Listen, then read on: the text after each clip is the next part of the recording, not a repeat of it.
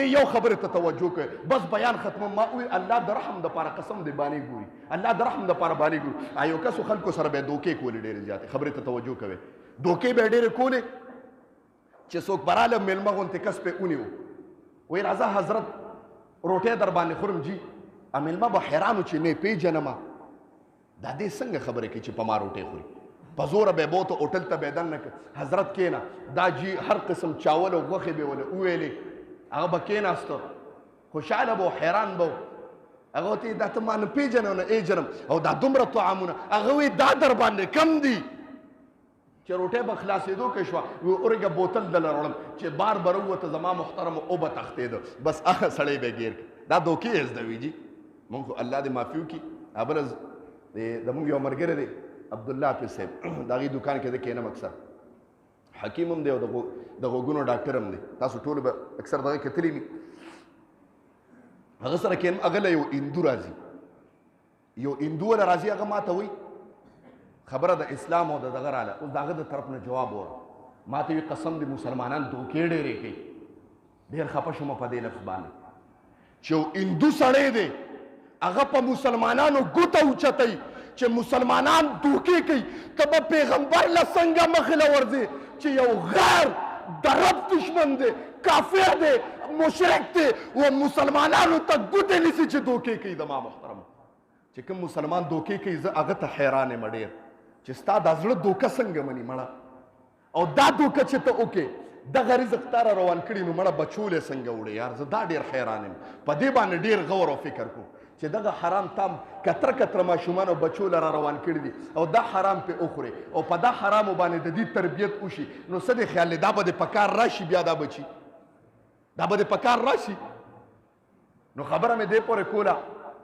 چې الله د رحم دپاره باندې ګوري وی دغه سړی به دوکه به کوله چې څوک میلمه به م راته جي دا کار به ورسره کوو اخره کې چې زنکدنی شه وفات کېده بچي یې راغوښتل وي وصیت کوو به بچي م ته تښتېدل پلاره په زنکدن کې را سره دوکه ونه کې ټیم پلار بچي ته تښتېده پلاره زنکدن کې دوکه ونه کې هغه وایي نه بچو نه کوم تاسو سره دوکه 3 دیناره وله ورکړه وایي بچیه چې کله زما جنازه کوي نو یو سړي له به دا 3 دیناره یو کس له یو دینار ورکړي او په جنازه کې به په اعلان وکړي چې دا ښه سړی و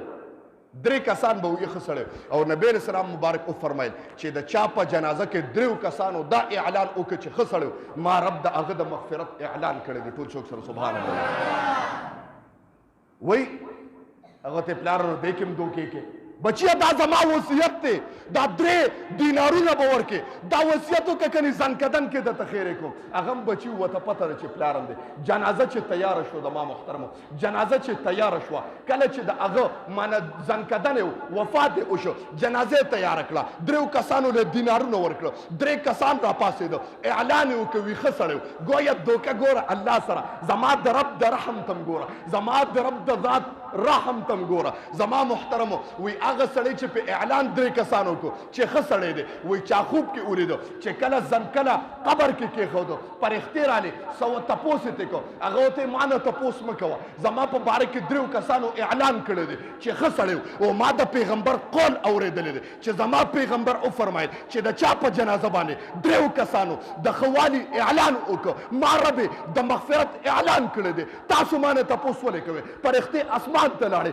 ډایرکټ رب نه تپوس وکړو الله د دنیا کې دوکې کړې دي او ډایرکټ قبر ته په دوکه راغلی دی زما رب وفرمایل قسم دې پرېږدې که دوکې کړې ده که هر څه کړې دي زما د رحم دپاره کړي ما د ده د مغفرت اعلان کړی دی ما بخښلی دی زما